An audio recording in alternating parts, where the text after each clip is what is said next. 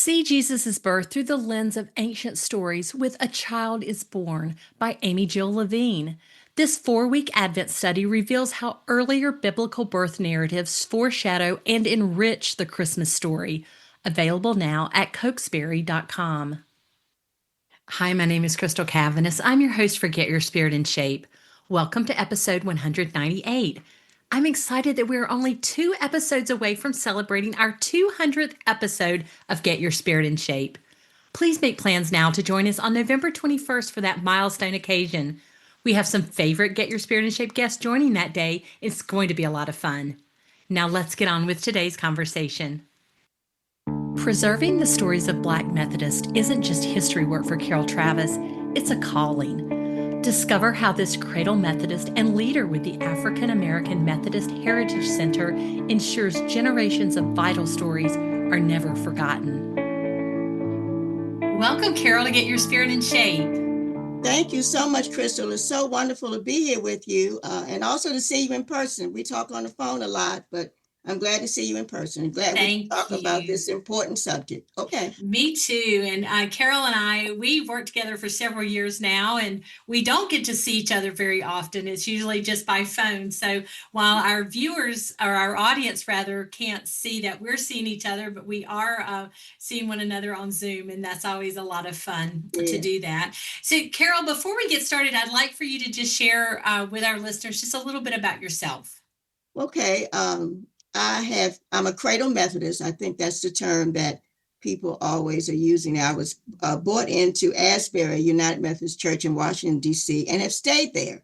So I've been there a long time. I try not to tell people how long I've been because they say, you're still 16, but I'm not 16 anymore.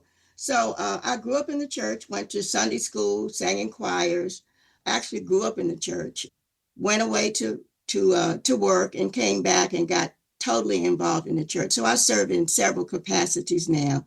I also have a conference position in the Baltimore Washington Conference. I'm one of the co-directors of our lay servant ministries. And it's interesting, we just did a big reorganization. So there are lay servants now that I've never been in touch with. So it's interesting to hear their stories and to see how they all fit into this big world of Methodism and how we work. So I'm excited about the work we're doing and the new vision of the United Methodist Church. So I'm excited about what's in store for us. Well, Carol, I want to talk to you about really there's a lot that you do to preserve the history of the United Methodist Church, specifically Black Methodist. But Asbury UMC is also a historic church. Oh, absolutely. Absolutely. And I've been involved in many of the recent things that have gone on between the churches. Several years ago, Asbury Foundry and John Wesley formed a couple partnerships. We've done this every 7 or 8 years, but for historical purposes, Asbury came out of Foundry Methodist Church in 1836 because we being African Americans, were not able to sing the choir. We were relegated to the balcony. So we walked away. And we were given $500 to start Asbury, which we paid back every last dime, Crystal. We made sure that was paid back. And then in 1854, 53 or 54, another remnant of folks walked away from Asbury and formed John Wesley, AMEZ, which is at 14th and Cochran. And that was because we were still governed by white pastors and they wanted to be governed by one of their own. So about 1862, 63, we got our first African-American pastor, and we've been moving, ever since. Another historic event that took place, and it's been a while now, but our pastor then was the Reverend Dr. Eugene Matthews. And Reverend Matthews and Dr. Phil Wagaman at Foundry had formed a good working relationship. So they decided that we needed to have a service of reconciliation between the two churches. So we did a lot of work going up to that, but Foundry came to Asbury and their members and apologized to us for the sins of racism and what had been given to us and what we endured in those days. And 2 weeks later, we walked up to Foundry. We recreated the walk back to Foundry and accepted apology, which was just very, very moving. It was written up in the Washington Post. Um, so we've done several other things during those times. We just did civil rights pilgrimage between the three churches, Asbury Foundry and John Wesley. We had several grants we got for youth members to attend. So we were excited about that. We were gone for a week by bus. We were in a different hotel every night. I don't know how I could have managed that, but I did. We had to have our luggage outside every day. But it was a very moving, I'm still processing all that we saw. We walked across the Edmund Pettus Bridge. We met the woman now who was the only person arrested that day. And I didn't think anyone was arrested, but she had a story to tell. She was at the museum at the base of the bridge. So we walked across the bridge. We visited many of the Martin Luther King tombs and exhibits, which I had seen, actually before. We visited the Church of Fred Shuttlesworth, and I didn't know an awful lot about Fred. But the story that I like about him is that his house was bombed. He was in the parsonage next to his church, and his house was bombed. And all the neighbors were outside just crying because they thought he died. And Fred and his wife and a relative walked from out of the flames. And Fred said that was what inspired him to do the work that he did. And it was based on that experience that future leaders did not have parsonages next to the churches because they were so easy to find. So we did visit Dr. King's home, which was quite a ways from the parsonage. And we were told that was why they were no longer placed close to it, because they were easy targets. So that's just a little bit about how we've been working together. Yes, Asbury is a historic site. We're on the register of historic sites when folks get to visit DC. Yep. Well, Okay. thank you for sharing that and sharing those stories too. Mm-hmm. And, it just is an example, Carol, Mm-hmm. of one, just how deep your knowledge is about the history of specifically the Black church in Mm-hmm. within the denomination.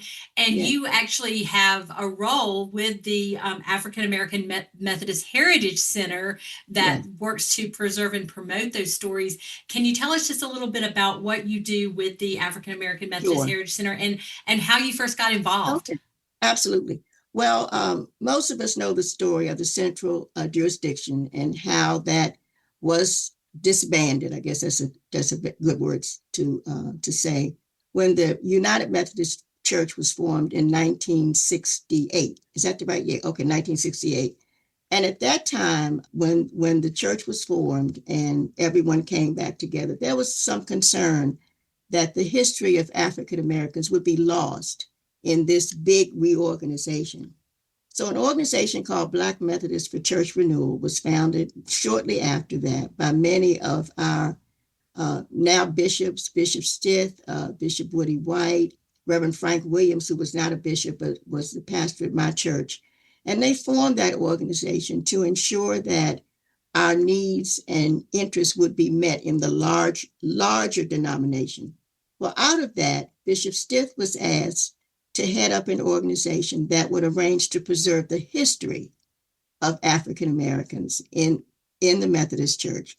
I had just retired from Verizon Communications. I'd worked for 35 years, and I was looking for some church work. So Bishop Stith said to me, can you help us get this started? So we started right at Asbury. We kept our initial materials at Asbury, and Bishop Stith went on to build a board from that. And we are coming up on 25 years.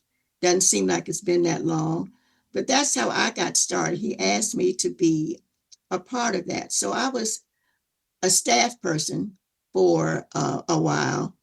Then I was asked to be a part of the board of directors. So I was on the board of directors up until 2014, when I was asked to step down from the board of directors and take a part-time job as managing the African American Methodist Heritage Center. So I've been really blessed to have been on this journey as a board member and now a staff member for almost the entire 25 years. And we've done wonderful work, Crystal. It's a different time. I still have my AOL account because back 25 years ago, we didn't have Gmail. I do have a Gmail account, but we built this organization from the ground up. We ended up being incorporated in New Jersey because that's where the General Commission of Archives and History was. And I've worked with the last three general secretaries, Robert Williams, Fred Day, and now Ashley Bogan. Michelle on the staff, who just retired, has just been wonderful to me. Mark on the staff, Dale Patterson. I still try to keep in touch with Dale. Jay Rollins, who preceded you. Jay's parents have adopted me, so I see them at least once a year. But it's just been a wonderful journey. Also, one of the things that I do is annually I travel to the Black Methodist for Church Renewal, which meets in different parts of the country. We're just in California just this past year. They're local branches of Black Methodist for Church Renewal, but my board members attend most of those. But I do make it an effort every year to be on site at Black Methodist for Church Renewal. We see between 2 and 250 people every year, and I exhibit. They ask questions. I am constantly asking people to get things out of their closets, out of their basements before they are destroyed or mildewed. But it's an ongoing journey to get that work done. And when I first started, Crystal, people would always say, my father graduated from X school, and I'm sending all my materials to them, or my mother graduated from Spelman, and I'm sending. So I learned not to ask them to send everything to me, but to send me something of theirs. And that's been really successful. One of my board members kept saying, Carol, you can't get it all, but if you could just get a portion of it, that would be helpful. Thank you, Carol. Sure. As you have heard these stories, and you and I have talked about this in the past, what kind of how has that impacted you as you've learned the history? And I do want you to back up just a minute because Sure. I'm not sure everybody does understand about the central jurisdictions and Okay. how that Okay. was a part of the Methodist Church for so long. So if you'll kind of give us a quick Sure. definition of Sure. that, because that really does inform It does. It how does. how the church has developed and evolved, and really how you're moving forward. Yes. We Yes. cannot leave out Oh, understanding that part of absolutely. the Okay. history. Okay. The central jurisdiction was formed. It was like we have Northeast jurisdiction. The central jurisdiction was a separate place for Black clergy and Black laity. At that time, and many of you know these stories, African Americans were not allowed to pastor churches. They were not allowed to hold certain positions. So the central jurisdiction was formed so that we would have a place to worship, we would have a place to grow our skills. And many of my elders have said to me what they've learned being in the central jurisdiction. They had to travel a long way to get to where they were. So it was wonderful, and I guess just God driven, that when the United Methodist Church was formed, it was abolished. And then a lot of those taboo things that we've been dealing with for years really came to pass, where we were to be accepted totally with everything that we brought, our music, our history, our theology, our methods of doing things. All of that was brought into the United Methodist Church. And my understanding is that in 1968, so the central jurisdiction, I believe, was started in the maybe the 19, 20s, 1939, I 30, believe. I was okay, looking for in my. 30s. So it's the late 1930s through 1968, and that was really a line in the sand when the two denominations merged in 1968, the Methodist Church and the Evangelical United Brethren Church, or the EUB. The EUB said that it was imperative that the central jurisdictions be abolished. That was a really significant piece to the history of our new denomination, and it was an action that if we're going to move forward together, this has to be abolished. So that happened in 1968. And then it was at the next General Conference in 1972 that the Black Methodist for Church Renewal was established, which led to the African American Methodist Heritage Center coming into being. So, telling these stories, we still have people around who were very active in central jurisdictions. So, the history is not that old. And Mhm. so tell me how that, as you're hearing these stories, Carol, Mhm. how does that make you feel to be United Methodist now? Crystal, it makes me proud. We still have a long way to go, but let me just raise one issue that I'm really proud of. One of our board members, Dr. Ann Wimberly, um, was insistent that we start an oral history project interviewing the wives of these men who were bishops, who were pastors. And, as I say, in I think another video I did, these wives have some stories, but they had to uproot themselves. Many of them, the wives were maybe school teachers. I know Bishop Stiff's daughter talks a lot about leaving her friends and moving to, or working, going with her parents as they went to various places where he was assigned. But it was just an upheaval of that. So we have some interviews that I'm still working to get released of the bishop's wives, and they have some fascinating stories to tell. I was always encouraged by that because I know how women, Black women, undergird all of us, our men, our children, and how we are the force that drives a lot of things that go on. So to hear those stories of the women and how courageous they were back when women had very few rights and they were able to thrive and still survive and just be a part of that. So we do have some interviews by Bishop Woody White's wife. I believe her first name is Kim.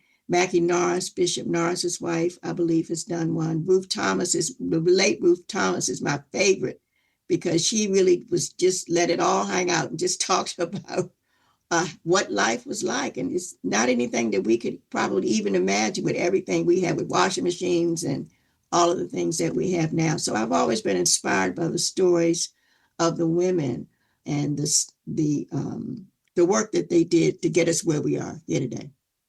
Let's take a break from our conversation with Carol to share this message. Ever built something? A house, a business, maybe even a garden? Then you know it all starts with a strong foundation. In the United Methodist Church, that foundation is apportioned giving. It's the consistent, faithful support that makes everything else possible. Yes, we celebrate big moments like disaster relief and capital campaigns, but behind the scenes, apportionments keep the mission moving. They support pastors, train leaders, send missionaries, and keep the church rooted, growing, and ready to serve anywhere and everywhere. So, next time you give, know this: you're not just helping your church, you're strengthening the entire connection. That's what it means to be united in impact. Let's build something lasting together.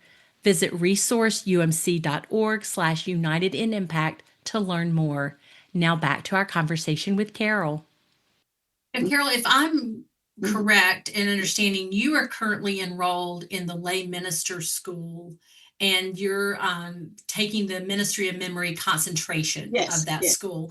Uh-huh. So, I mean, you already are just oozing the history and this ministry of memory. What has compelled you to do Okay, something this formal piece of really okay. lay student education? Yeah. Well, for several reasons. I've been a certified lay servant for a long time. And I never wanted to go into certified lay ministry.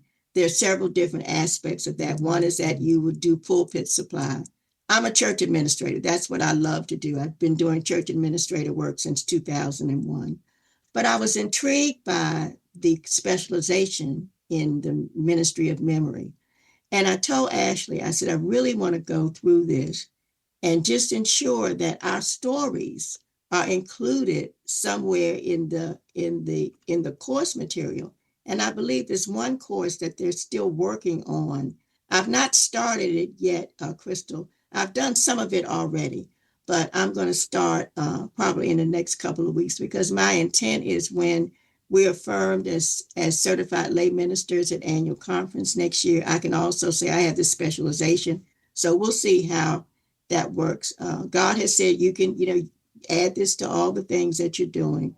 But I really wanted to actually do this and go through it, and just, as I said, ensure that our history is included in there. And knowing Ashley as well as I think I do, she's sort of gone through this and made sure that all sides are represented in what needs to be done. Yep. Yes, and I believe, and when you talk about Ashley, it's Dr. Ashley Bogan, who's the General Yes. Secretary of the General Commission of Archives and History. I heard her say that this Ministry of Memory Memory. concentration is new, and you're the first person. You're on track to be the first person to complete it. So congratulations for Yay. Thank that. you. Thank you. Yeah, Oh, that's okay. awesome. So, Carol, can local congregations get involved with the Oh, work of the African American Methodist Heritage Center? yes, absolutely. We are constantly looking for people to send artifacts to us. We always are looking for new members who'd like to join our work. Most of our work is done remotely, so we don't have to actually be present. One thing I did look at the website just to remind me of what, what's available. One thing I've always been real involved in is churches who closed. And even in my own conference, and I've encouraged my board members in other conferences to really watch out for churches that have closed and make sure that their records are being preserved, correctly. There's a process in the United Methodist Church, but people are are upset about the churches closing. But I want to make sure that especially our Black churches have their records actually preserve. Our website, which I'm always working on to improve, is, and Crystal will put that in it, but it's AAMHC at AOL. As I said, I kept my AOL account. I do have a Gmail account, but 25 years ago, AOL was it. That's all we could really use. So on the website, we have ways to join, ways to contribute. We have a couple videos there. There's a video of me, I believe, that's still up, that tells my famous story that I use everywhere I go about a gentleman who called me to say, I want to send all my father's materials to wherever he was graduating from. And I'd say, please send me something. So he did. And Katrina happened about a year later. He lost his house, his car, everything. And he called me crying and said, I'm so happy you convinced me to send some of my father's materials. Within 2 days, Crystal, we had copied everything and mailed it to him. We don't know what this weather will bring. Who ever thought that New Orleans would be underwater? And when we visited down to New Orleans, we actually drove down and we could see the ground going down into the places where the floods came. We also visited Dillard University, which had been damaged at some sort, but you just never thought about that. And with climate change now, things are happening that we can't even fathom. So it's even more important that people get those things out of their closets, out of their attics. I'm thrilled that GCAH has a training program to help people preserve their records. In the early days, Crystal, we used to go around to churches and do workshops on historic preservation, aided by the folks at GCAH, because we want to make sure that people do preserve these important records that are so important to them. So every year at BMCR, I say, I haven't got your records yet. You told me you were going to send them. So our information is really online. We have a Facebook page also. We're also always looking for people to be a part of our board. My board is moving up in age, and we want to have some new folks that will really help us preserve our history. We will definitely on the episode page Okay. for this. We will Put a link. list Okay. the website and how to contact you and Sure. and all of those things. Carol, you've got so many stories and we could spend the next 3 hours, sharing those. But I'd love for you, as we kind of finish up today, are there one or two stories that I know you love, the one about the gentleman whose records you saved from when Katrina demolished his home. But do you have any other record or any other stories rather that you want to share? That's probably my favorite story, Crystal. I guess the other story that I like is to just to just see the light in some of our young people's faces. The comic strip that GCA, actually, I think I just looked it up. It's walk the Wesley Brothers comics. Yes, by Charlie Baber, the Yes, Reverend Charlie yes, Baber. yes, Yes. yes. I've looked at those and we have not used those yet, but the children in my church, well, many of them are gone now, but as they were growing up, they were always excited about those stories and how their parents or grandparents fit into that. I was just thinking though, if I had another favorite story, the Katrina story is really my favorite. I use it all the time. Um, and Well, I don't mean to put you on the Oh, no, no, spot, no, no, Carol. no, no. And I really was trying to think if there was, but that's the one I just tell absolutely all the time. And folks ask me what the gentleman's name is, and I need to go back and try to find his name and all of that. I'm just indebted to you and your colleague Heather Hahn, who's been a big supporter of our center from the very beginning. Heather always wrote wonderful stories about our work. I know she's now a senior editor and doing some great work, but I'm just so appreciative of the work that you all have done. We've done some tremendous work over the years. Sometimes I don't know what I did yesterday because we have a lot of things going on in our church and in our conference. But that's the story that I really like to tell, and just some of the other stories that records that we've rescued that were being destroyed, that we were able to save, and the folks at GCAH were able to clean them up. The Cofer papers, I know we were able to get in, and there were several other. We have the works of Bishop Kelly, a lot of her works that Angela sent in to us. We've also given out two Forrest Stiff grants.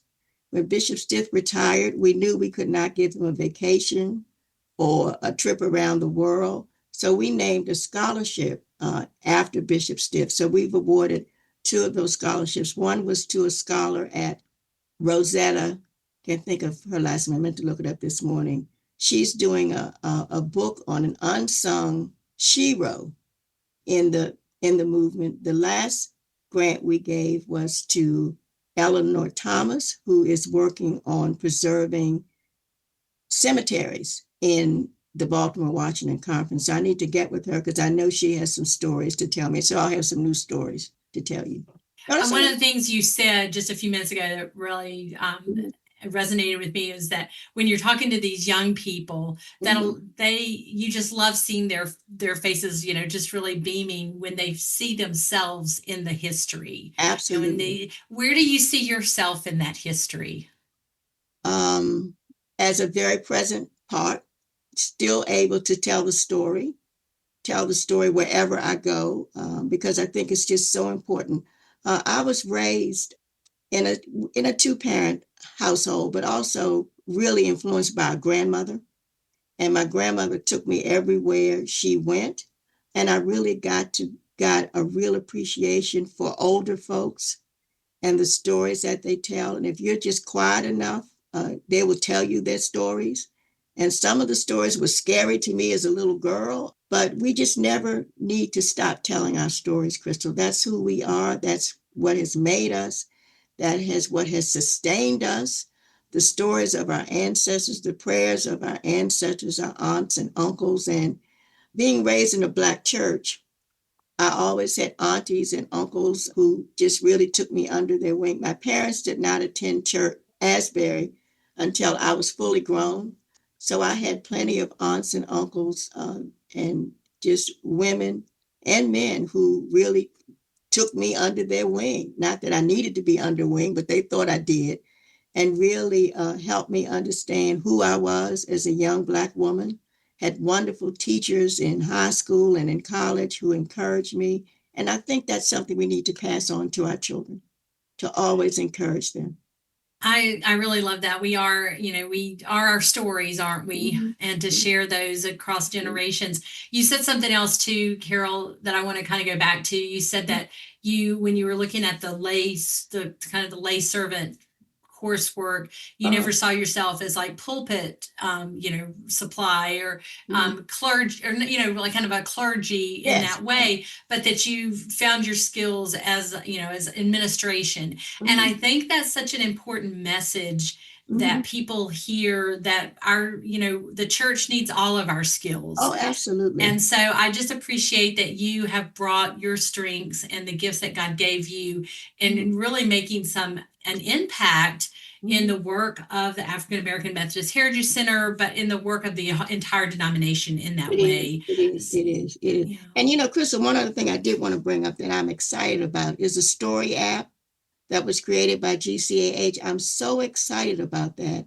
because that allows people to just sit next to Grandma Susie and hear Grandma Susie's story and just have her just say it in her own words. I'm working with Mark and some other folks to develop sort of like an interview guide because we don't want, Grandma Susie to spend the whole time talking about pies she made for her family. We want to know how she has made those pies to help build a church.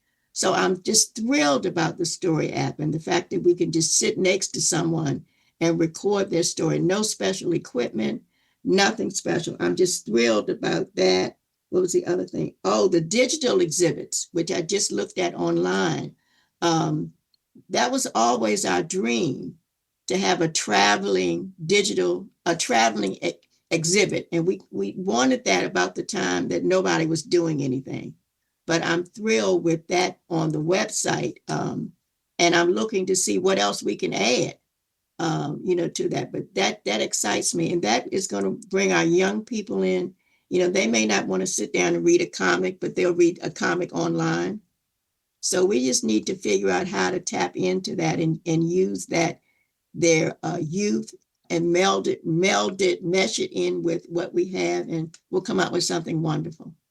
Great. Absolutely. And I appreciate you bringing up the United Methodist Stories app. And will link to that on the Mhm. episode page as well as the digital exhibit because it's all very exciting. Yes, Yeah, yes, yes. yeah. And the comics. I love And the comics. I love the yes, we comics. can certainly link to Charlie Baber's Wesley Yes, Press. yes, Yeah, yes, yeah, for yes, yes. sure. Well, as we finish up today, Carol, I'm going to ask you the question we ask all of our guests on Get Your Spirit in Shape, and that's how do you keep your own spirit in shape? Well, I've been journaling for a long time. I'm a big fan of journaling. And I'm real particular about my journals. So I have a journal that I've been using for a long time. But every day, Crystal, I know three things I'm grateful for. I have an affirmation for each week. My affirmation this week is I am enough. And I say that to myself every day. I also record anything I'm confessing. I also record people that I uplift.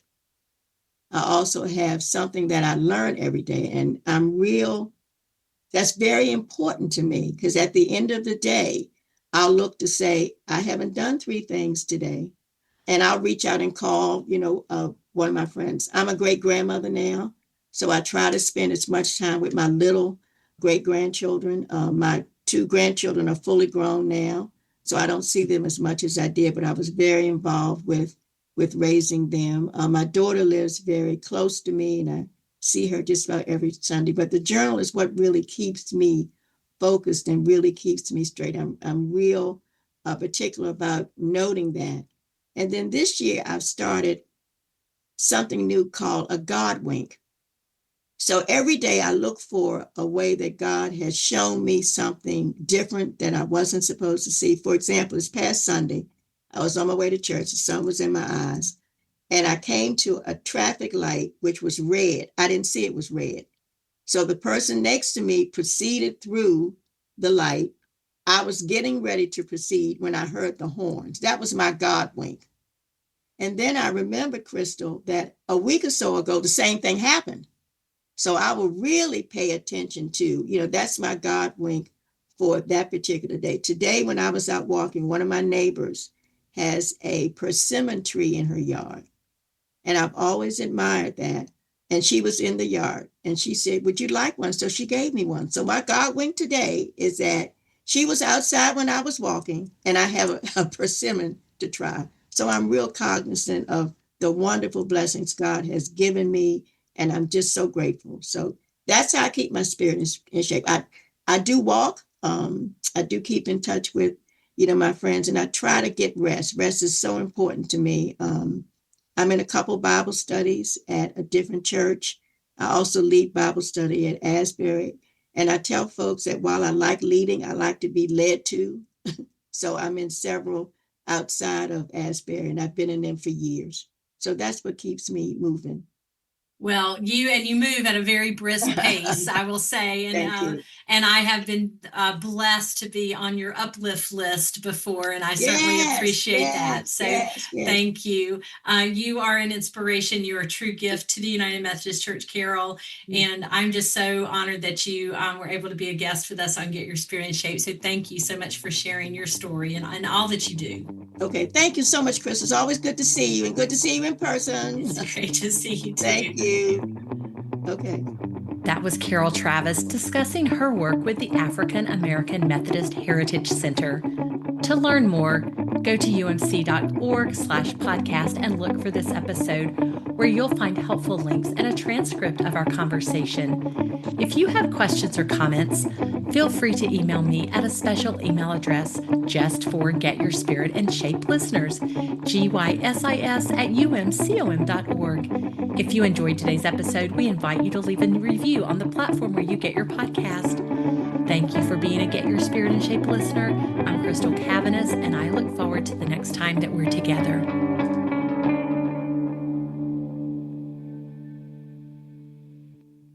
Today's Get Your Spirit in Shape episode was brought to you by Cokesbury. Make this Advent a season of fresh insight and inspiration with A Child is Born by Amy Jill Levine.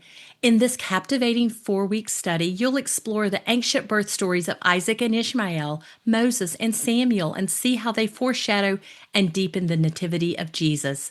With expert biblical scholarship and a warm, engaging style, Levine reveals how these stories resonate across time to enrich the meaning of Christmas. Perfect for small groups or personal study. Order today at cokesbury.com, your source for meaningful Advent resources.